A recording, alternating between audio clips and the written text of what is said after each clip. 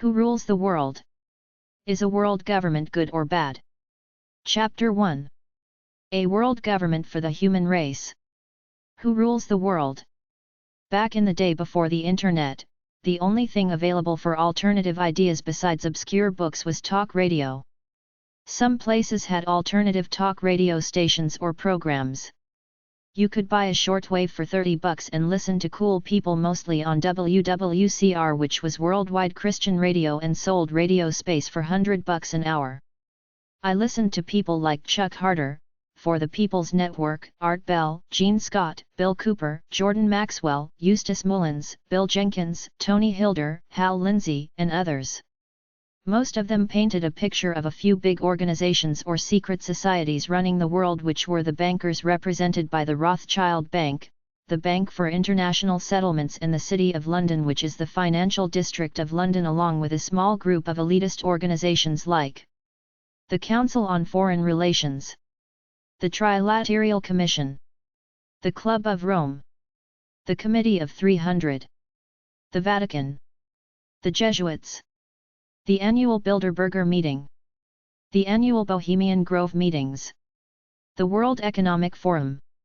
A few of them hinted at either Lucifer and / or the Zionists controlling everything behind the scenes.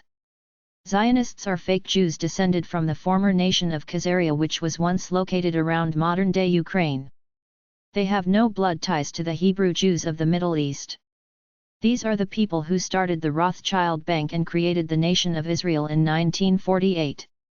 People who said they were born into satanic cults like John Todd, Jay Parker, and John Ramirez, say Luciferians run the world, some group of evil human beings and supernatural beings descended from the fallen angels of biblical times who bred with human women and created a race of beings called the Nephilim.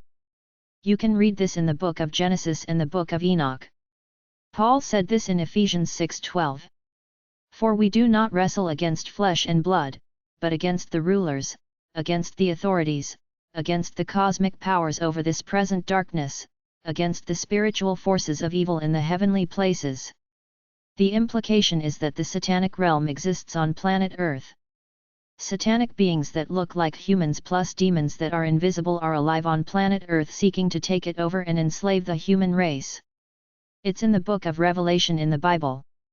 In the end, evil loses, but before then, humans will go through a lot of pain and suffering. The term synagogue of Satan is mentioned in Revelation 2:9 and 3:9 of the Bible, referring to a cabal of evil people pretending to be Jews trying to hijack the church and humanity in general.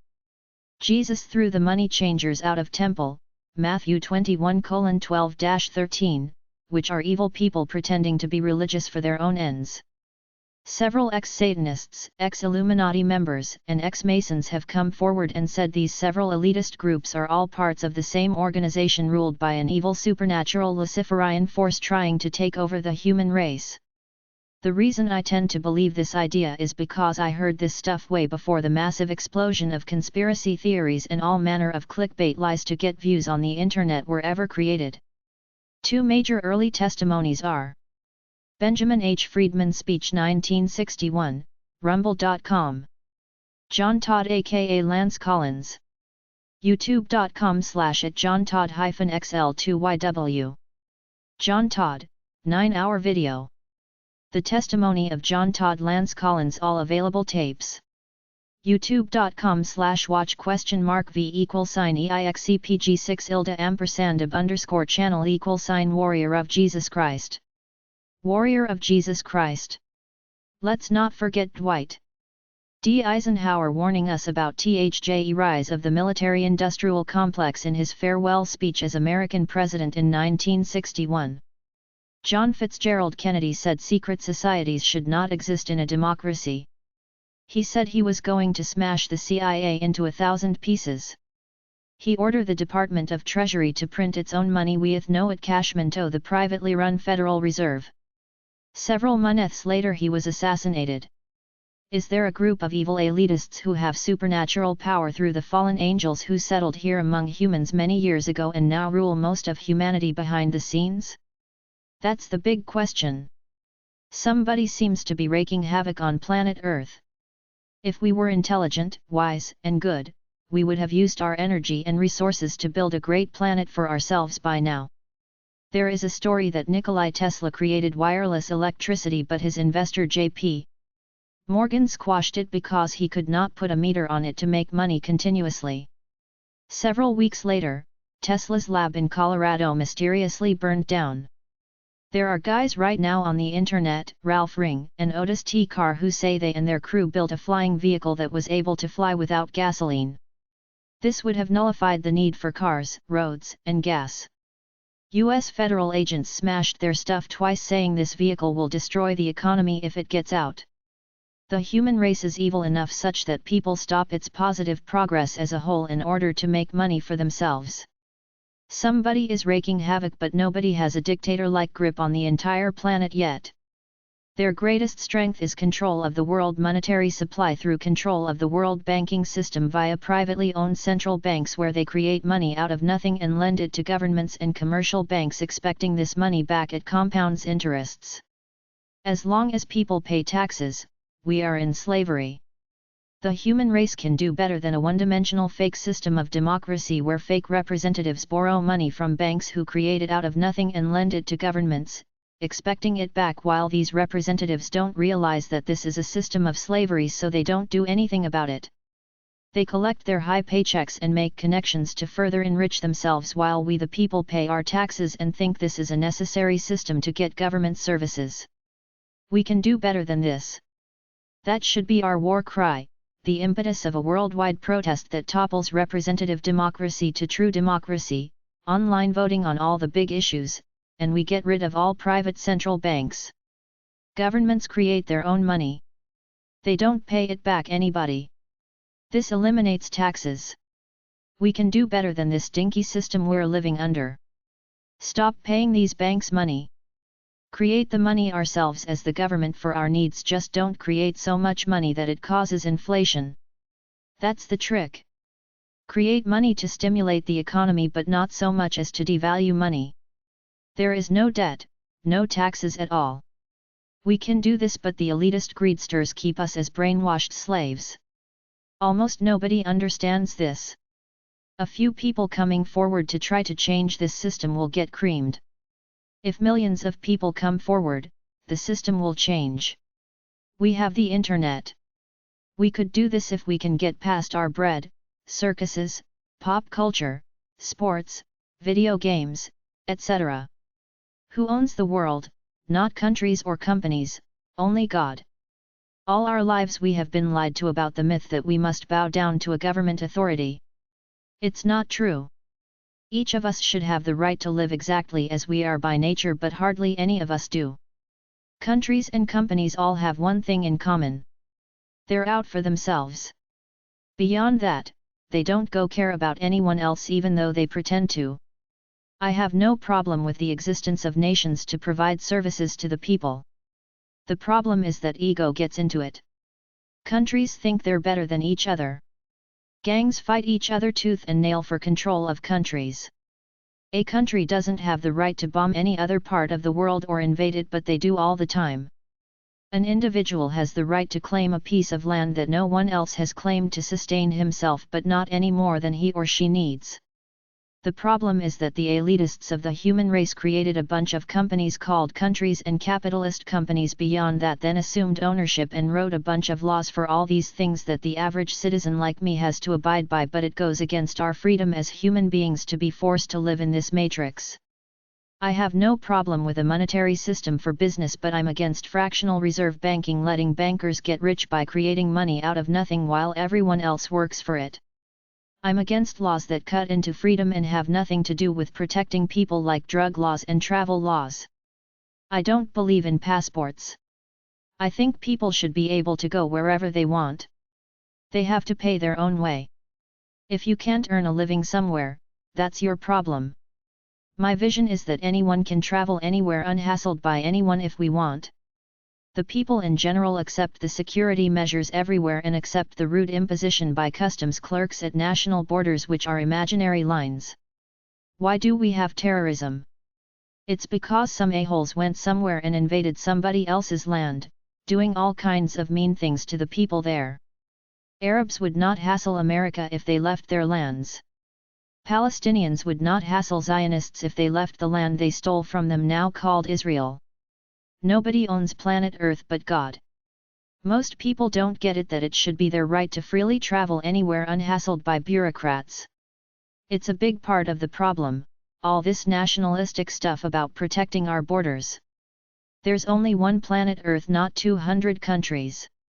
A utopian vision of running the world one. People can live without an external master controlling them. This is not anarchy or libertarianism. The people rule themselves when need be by discussing and voting online. Somebody has to provide water, electricity, and roads, but we don't need taxes for this. We need a currency. We create money and pay people to take care of these things. Use of the money creates a multiplier effect. There is no science of economics. It's all a bunch of lies geared to control us. We could operate in a much simpler world than we have now. The most important thing is supposed to be the happiness of humanity as a whole, not profits, inflation, and all that other foolishness. Create a monetary system. Give everyone a guaranteed income of $1,000 a month. Create projects to build infrastructure to help people. This creates jobs and great things that help people. Create technology and encourage inventions to help the human race. Capitalism is competition to work hard to beat the next guy. It's bad for humanity because it always ends up with a few greedy people hoarding their wealth, keeping everyone else down. We have to provide infrastructure to everybody. We can provide electricity, water, and housing to everyone. If we can do this, the fighting, the hate and the evil will go way down. Some Americans use the term American exceptionalism to give themselves the right to be arrogant and feel entitled to plunder the world at will. This is why the United States as a nation is the object of scorn and hate by many people. Everybody has rights to the bounty of planet Earth. American elitists have sold out their own country by moving their factories offshore to save money. People in other countries are modernizing and industrializing. Many have a feeling of revenge against the falling decadent American empire, which is choking on its own excesses. Take drugs for example. Americans use more prescription drugs than the rest of the world combined, and they're still unhealthy and unhappy. Inflation is an artificial way to devalue money and steal it from the people. We have to stop this game of stock markets, derivatives, currency trading, etc. How do we stop this? Wipe out all those investments except for stocks and mutual funds. End all military and national security spending. We have to create industrial companies that exist for the common good, not for the profit of a few. It's not hard to do. The government creates factories to manufacture the goods that we commonly use. The ex-military personnel can do this once we get rid of our military forces. They can go from building swords to plowshares. We have to break the huge corporations and set them up for the common good such that no one profits excessively from them. The United Nations, in its Universal Declaration of Human Rights, UDHR, says, "Everyone has the right to a standard of living for the health and well-being of himself and his family, including food, clothing, medical care, housing, social services, and the right to security against unemployment, sickness, disability, widowhood, old age or lack of livelihood in circumstances beyond his control." Article 17 states, "Everyone has the right to own property alone as well as in association with others.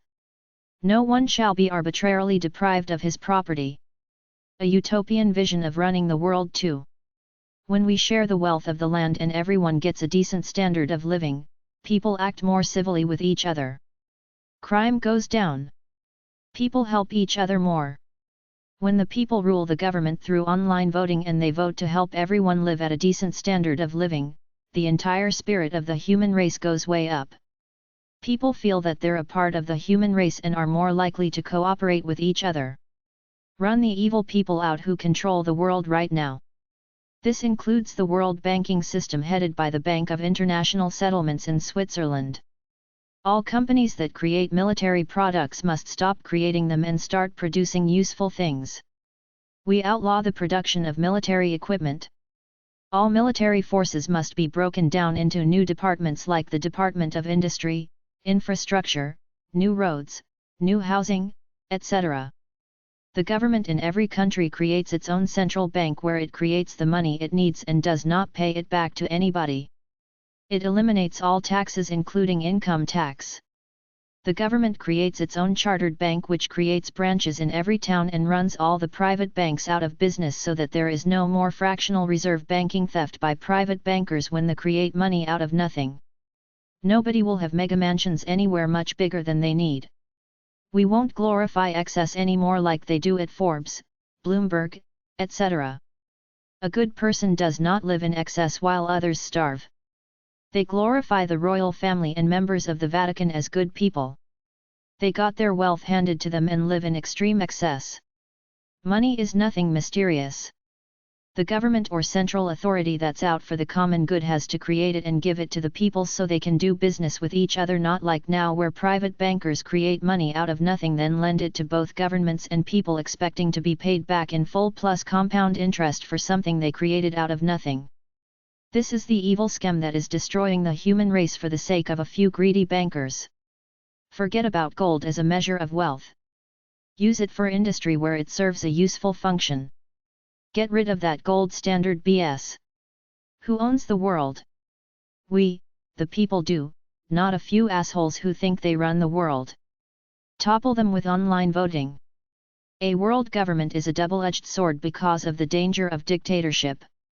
The will of the people shall be the basis of the authority of government.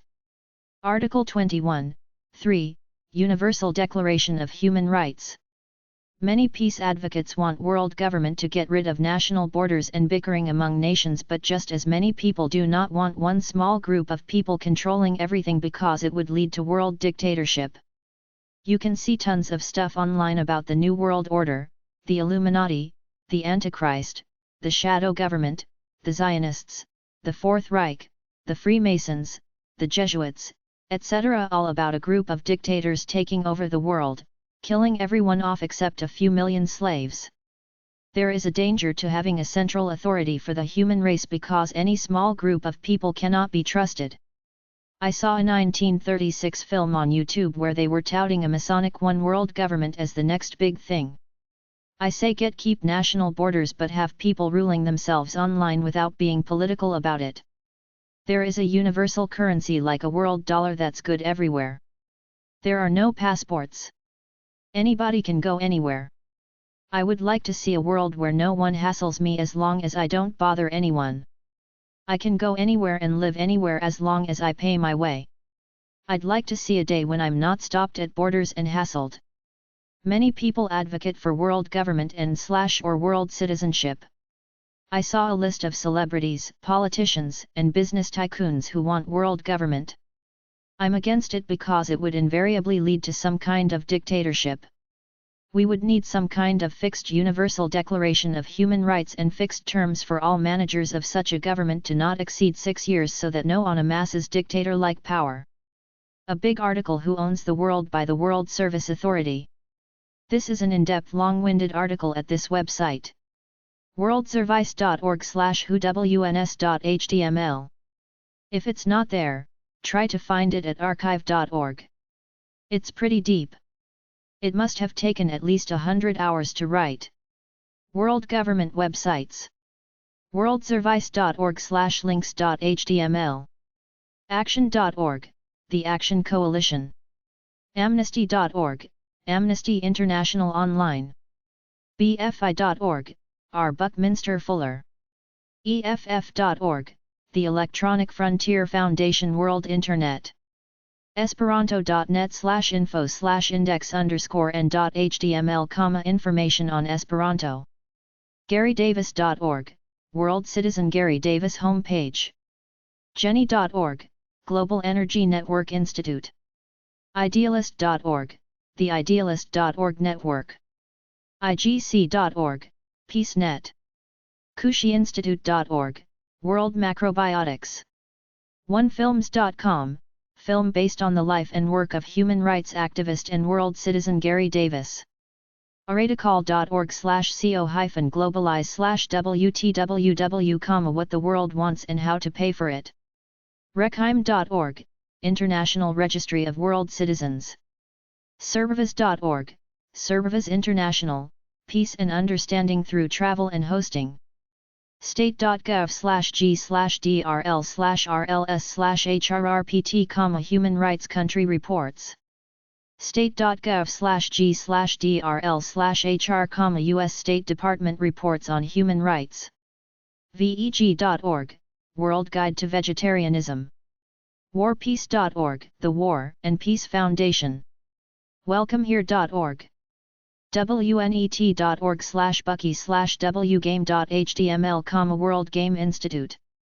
1m.org, World Organization of Natural Medicine. WorldCitNews.org, World Citizen News, the newsletter of the World Government of World Citizens. WorldCourtOfHumanRights.net, World Court of Human Rights Development Project. WorldGovernment.org, you can buy a world passport. WorldGovernmentHouse.com, publishing agency of the World Government of World Citizens. WorldGovinst.org, World Government House and Institute. WorldPeaceisu.com. WorldService.org. WorldTrans.org, World Transformation.